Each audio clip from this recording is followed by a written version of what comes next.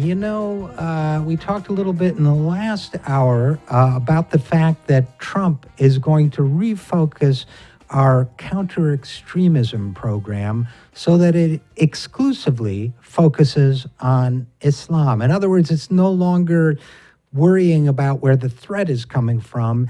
It has singled out a subset of the population to patrol, if you will. The program up to now has been called CVE, that stands for Countering Violent Extremism. Now, it's going to be, according to the early reports of the Trump administration's plans, it's going to be changed to either Countering Islamic Extremism or countering radical Islamic extremism.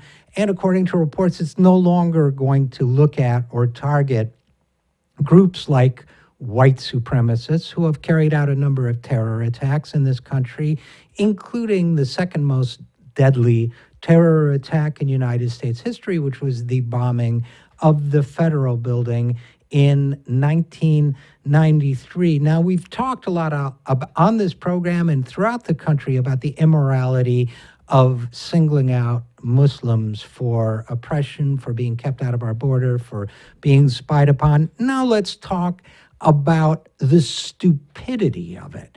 Now, the stupidity of it reaches well beyond, it by no means is to minimize the justice issues. I think the justice issues are first and foremost, but if you decide before the fact that you're not going to look at whole segments of the population that have engaged in repeated violent activity, including the murder of innocent civilians, the murder of first responders like police and firefighters, if you decide, well, I'm not going to look at that anymore, I guess question number one is that because that kind of violence is okay with you?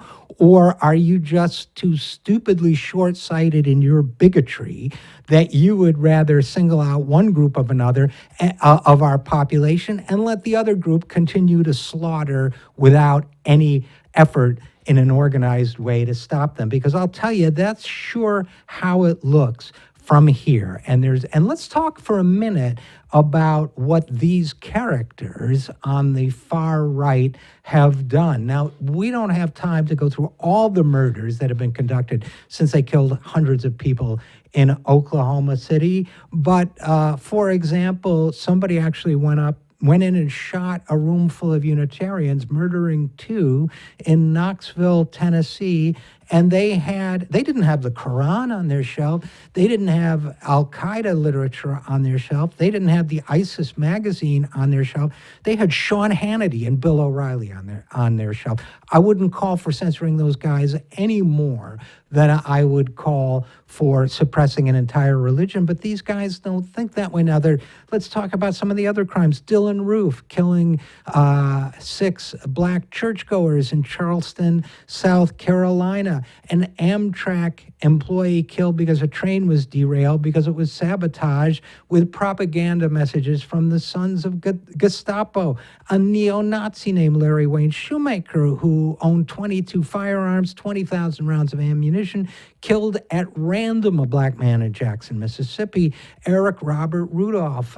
We talked about Sean Spicer was talking about a mythical Atlanta attack. That's a real Atlanta attack. Killed a man at an abortion clinic in Birmingham. We could go on. 3 malicious sympathizers in Cortez, Colorado, fired 29 shots at a police officer and killed him. We could go down and down and down the list. The fact is this: we have a problem. Why won't Trump say the words white nationalist terror?